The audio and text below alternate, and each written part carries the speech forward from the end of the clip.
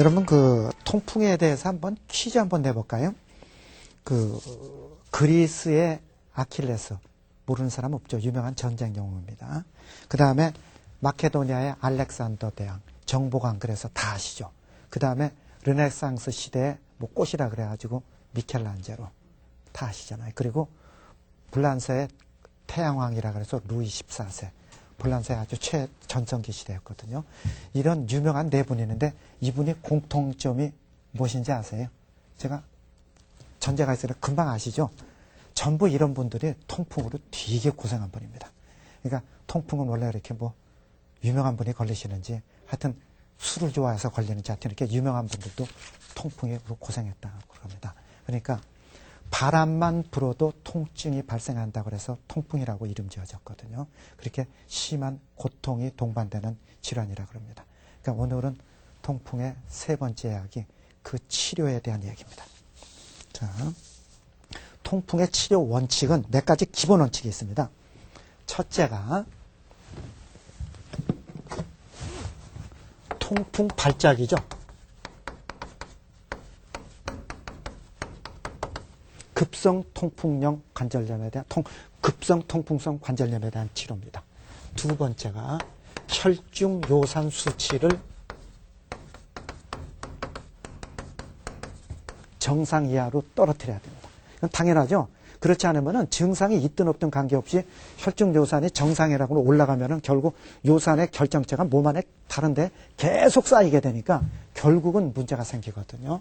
그 다음에 세 번째, 관절 이외에 통풍으로 발생한 증상들, 질환이 있다 그랬죠. 증상도 있고. 그러니까 뭐 콩팥에 문제가 생겼거나 허혈성 심장 질환이라든가 뇌혈관 장애하고 관계있다 설명드렸으니까는 관절 이외 통풍으로 인한 질환이나 증상에 대한 관리. 이 세 가지를 동시에 고려해서 치료를 해줘야 되거든요. 자, 그러면은 먼저 통풍 발작에 대한 치료입니다. 그러니까 통풍 발작으로 인한 관절의 심한 통증이죠. 심한 통증을 우선 없애줘야 되거든요. 우선 아파 죽겠으니까 덜 아프게 해주니까. 그러니까 이때 많이 쓰이는 약이 기본적으로 쓰이는 약이 소염 진통제 콜키신입니다. 그러니까는 통풍 발작에 제일 많이 쓰이는 약이 소염 진통제하고 콜키신이거든요. 이 통풍 발작은 그 관절 내에 그 요산의 결정이 쌓이면서 염증 반응을 일으키는 거거든요. 그러니까 염증 반응을 일으켜서 아프니까는 그 염증하고 염증을 인해서 발생한 통증을 제거하려면은 기본적으로 소염 진통제를 사용하는 게 기본 원칙입니다. 그래서 이런 경우에 가장 많이 쓰이는 소염 진통제가 뭐 낙센, 모빅, 셀레브렉스 이런 소염 진통제가 쓰이거든요. 그런데 이때 지금 설명드린 대로 콜키신이라는 약을 동시에 사용하거나 안 그러면은 소염 진통제하고 같이 사용하거나 단독 콜키신 단독만 사용하기도 하거든요. 근데 이 콜키신이라는 약은 이전 시간이죠. 통풍 두 번째 시간에 설명드렸겠지만은 그 통풍 이외에는 거의 반응하지가 않고 통풍으로 유발된 통증에만 아주 선택적으로 효과가 있기 때문에 이 콜키신 사용하면은 통풍 진단에도 도움받고 또 그 치료도 가능한 약입니다. 그런데 이때 이렇게 급성 통풍 발작으로 심할 때 소염 진통제하고 콜키신을 사용할 때 얼음 찜질을 같이 해주면 상당히 효과가 있습니다. 통풍 발작의 치료에 대한 겁니다.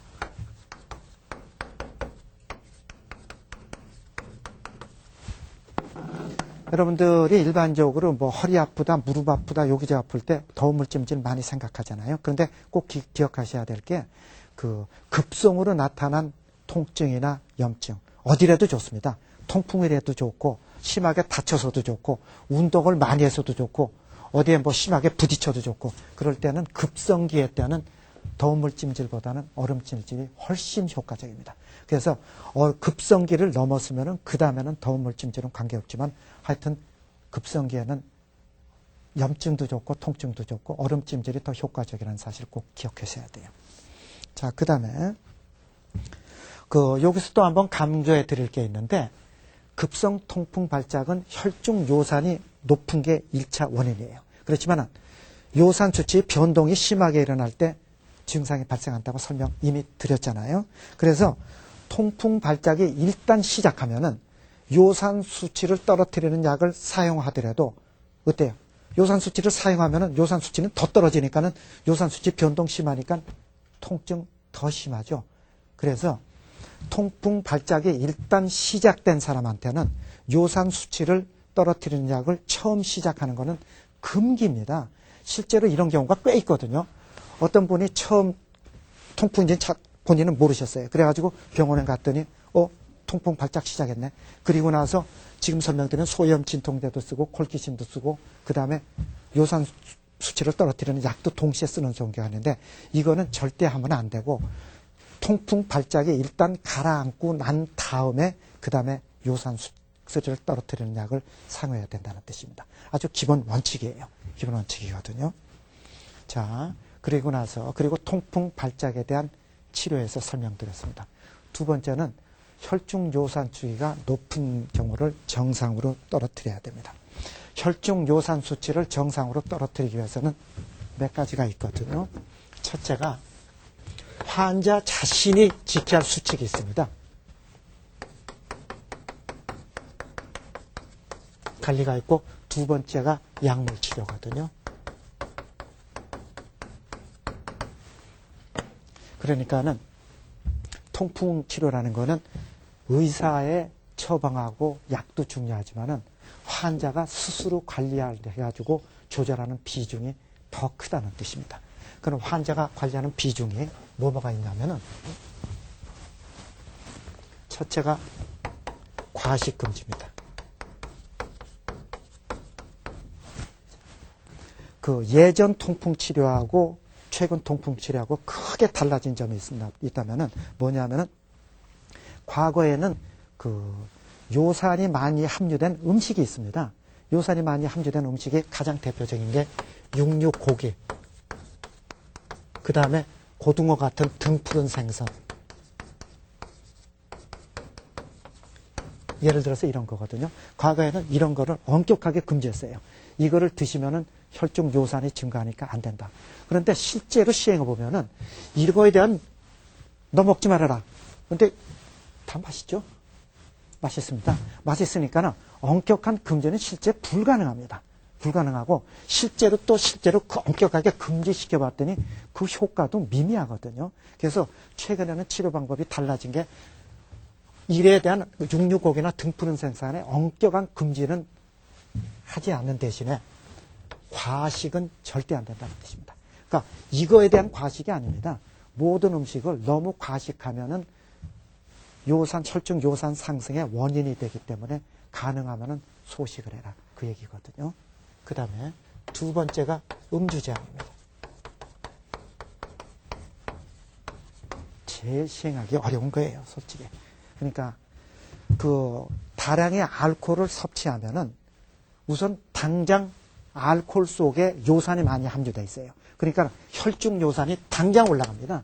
당장 올라가는 거니까 그 요산에 좀 전에 제가 몇 번 강조해드렸죠. 통풍의 발작 원인이 혈중 요산에 급격한 변동이 있을 때 통풍 발작이 시작된다. 그러니까 술 드시면은 요산이 갑자기 올라가니까 요산 수치가 변동이 나서 통풍 발작이 일어나거든요. 그러니까 절대 피해야 돼요. 그런데 특히 맥주는 다른 술에 비해서 요산의 함유량이 유난히 거의 10배 이상 많은 걸로 되어 있습니다. 그래서 특히 맥주는 조심해야 된다. 그런 뜻이거든요. 그렇게 되니까 이제 어떤 분들은 요걸 아시는 분들은 많아요. 남자분에. 그러면은 위스키는 한두 잔은 괜찮습니까? 뭐 이런 얘기 하시는데 글쎄. 근데 원칙적으로 하여튼 술은 안 돼요. 세 번째가 비만 해소입니다.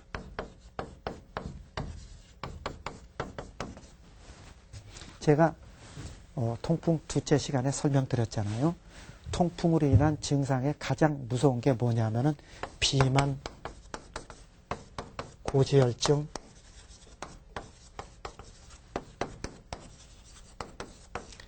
고혈압이 있는 사람은 이걸로 인해서 동맥경화증 많이 오고 동맥경화증이 오면은 허혈성 심장질환하고 뇌혈관 장애 가능성 높아진다 설명드렸잖아요. 그러니까는 이런 분들은 이 비만하고 고지혈증, 고혈압의 해소를 위해 가지고 체중 조절을 꼭 해야 되거든요. 비만에서죠. 그리고 필요하다면 고혈압이나 고지혈증은 약물 치료도 할 수도 있습니다. 그리고 적당한 운동을 해야 되거든요. 운동을 해가지고 이걸로 발생하는 후유증이라고 합병증을 꼭 예방해야 됩니다. 꼭 예방해야 됩니다. 자, 그 다음에 네 번째로 가벼운 운동이에요.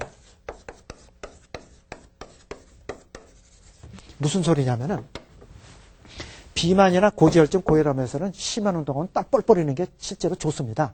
좋은데 심한 운동을 하게 되면은 그 자체 스트레스 때문에 혈중 요산이 올라가거든요. 혈중 요산이 올라가니까 비만, 고지혈증, 고혈압은 부분적으로 도움을 줄 수 있을지 모르지만은 혈중 요산이 올라가가지고 통풍에 갑작스러운 발작이 유발될 수 있으니까 심한 운동은 좋지 않거든요. 그래서 가벼운 운동이거든요. 걷기, 가벼운 등산 이런 거를 조금 해가지고는 운동이 안 되니까 비만해서도 안 되니까 오랫동안 장시간 실시해야 된다는 뜻이거든요. 그 다음에 다섯 번째가 스트레스 해소입니다. 그러니까는 스트레스 해소라는 거는 정신적, 육체적 모든 걸 얘기해요. 육체적 스트레스는 심한 운동이니까 당연히 요산 상승 올라가거든요. 근데 정신적 스트레스도 심한 운동 같은 육체적 스트레스 못지않게 정신적 스트레스도 요산이 상승하는 요인이 되기 때문에 가능하면 피해야 됩니다. 그리고 또 하나 더 중요한 게 여섯 번째로 많은 양의 수분 섭취입니다. 여섯 번째로 수분을 많이 섭취해야 돼요. 제가 통풍성 관절염 외에 통풍이 관절 외에 가장 많이 문제가 되고 관심 가져야 될 부위가 콩팥이라고 얘기했거든요. 그리고 콩팥에서 가장 많이 발생하는 콩팥 기능 장애는 콩팥이나 요로에 쌓인 결석이라고 그랬습니다. 그런데 많은 양의 수분을 섭취하면은 콩팥이나 요로 결석 예방에 굉장히 도움받거든요. 그래서 물은 이유야를 많이 드셔야 돼요. 근데 물 많이 드시는 거는 꼭 통풍 환자 아니라도 마찬가지죠. 다른 분들도 물 많이 드시면 아주 좋습니다. 아주 좋아요. 자, 그 다음에 이런 통풍의 치료가 아까 설명드렸잖아요. 환자 자신이 지켜야 할 수칙이 있고, 그 다음에 약물 치료가 있다고 설명드렸습니다. 다시 원점으로 좀 돌아가 볼까요?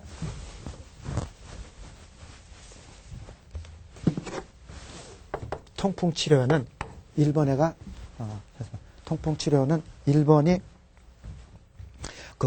통풍 발작을 우선 예방하고 통증을 줄여야 된다는 거 하나. 두 번째가 혈중 높은 요산 수치를 떨어뜨려야 된다는 거 하나. 기억나시잖아요. 그러니까는 통풍 요산 수치를 떨어뜨리기 위해서 지금 이런 설명을 드렸단 말이에요. 환자 자신이 지켜야 할 수칙으로. 그 다음에 두 번째로 약물 치료거든요. 근데 이 약물 치료가 이게 문제점이 뭐냐면은 약을 혈중 요산 수치를 떨어뜨리는 약을 처음 시작하면은 요산 수치가 떨어지죠. 떨어지면은 혈중 요산에 변동이 있으니까 어떻게 돼요? 통풍 발작이 또 발생할 수 있어요. 그래서 실제로 통풍 환자가 아무 생각 없이 그냥 처음에 혈중 요산 조절제를 그냥 드시면은 처음 3개월 이내에 통풍 발작이 실제 많이 발생합니다. 바로 이런 이유 때문이거든요. 그래서 이런 거를 예방하기 위해서는 약물 복용 처음 3개월 이내에는 요산 조절제를 소량으로 시작해야 돼요. 소량으로 시작해서 혈중 요산을 아주 천천히 떨어뜨리고, 그 다음에 콜키신을 동시에 복용해가지고 통풍 발작 예방을 해야 됩니다. 다시 얘기 드릴게요. 그러니까 통풍 발작이 처음 시작했을 때는 요산 조절제하고 콜키신을 반드시 동시에 사용해야지만 통풍 발작이 막아질 수 있다는 뜻입니다. 근데 대개 이게 요산 조절제만 사용하면 통풍 발작 발생할 확률이 상당히 높습니다. 상당히 높아요. 자, 그리고 또 하나, 요산 요산 수치를 떨어뜨리는 약을 사용할 때 또 신경 써야 될 부분이 뭐냐면은, 통풍 발작은 혈중 요산이 높을 때 발생하는 게 기본 원칙인데, 혈중 요산이 높은 거는 두 가지 이유가 있다 그랬잖아요. 하나는 생성되는 양이 많을 때, 하나는 배설되는 양이 적을 때, 그때 혈중 요산이 증가하는 걸로 됐습니다. 그러니까는 혈중 요산이 올라갈 때 생성되는 양이 많을 때는, 한번 볼까요? 약물 치료할 때 요산이 많아가지고 통풍이 발생했을 때는 혈중 요산 수치를 떨어뜨리는 요산 합성 억제제를 써야 됩니다.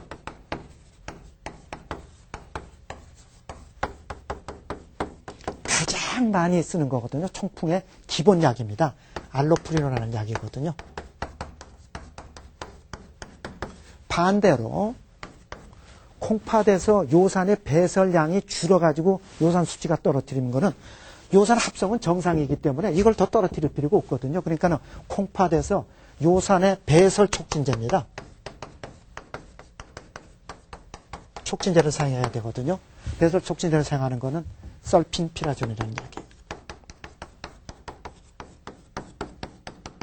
그러니까는 통풍 환자는 왜 발생했냐를 검사를 해가지고 생성이 정상보다 증가됐을 때는 요산 합성 억제제를, 배설이 감소했을 때는 배설 촉진제를 사용해가지고 그때 다르게 약을 선택해야 된다는 뜻입니다.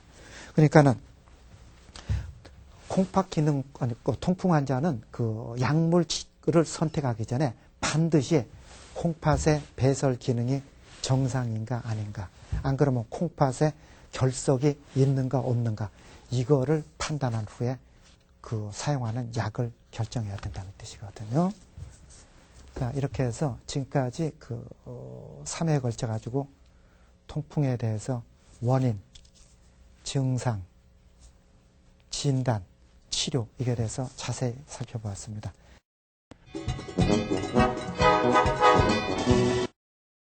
선생님, 통풍의 경우 냉찜질이나 온찜질로는 별로 효과가 없던데 왜 그럴까요?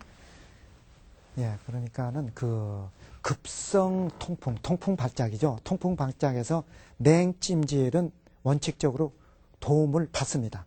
근데 도움을 받는데 어디까지나 냉찜질이나 온찜질이라는 거는 보조적인 치료 방법이지 근본적인 해결을 해주는 치료 방법은 아니거든요. 그러니까는 아무리 얼음찜질, 냉찜질이 급성 통풍 발작에 좋고 도움을 준다고 하더라도 그거는 어디까지나 보조 방법이기 때문에 그 보조 방법 가지고서는 근본적인 해결을 처리할 수가 없기 때문에 약간 도움을 받을 수 있지만은 그 자체가 통풍이 일어난 그 통증을 완전히 제거하기에는 역부족입니다. 그러니까 얼음찜질 외에 반드시 약이죠. 소염 진통제하고 그 다음에 콜키신이라는 약을 동시에 사용하면 훨씬 도움을 받습니다. 그리고 끝까지 버티시면 돼요. 어차피 통풍 발작은 7일 내지 2주, 7일 내지 열흘 정도면은 치료하시든 안 하시든 서서히 가라앉거든요. 예. 자, 또 그 다음 질문 가지신 분 계신가요? 통풍은 약물로 완치가 되는가요?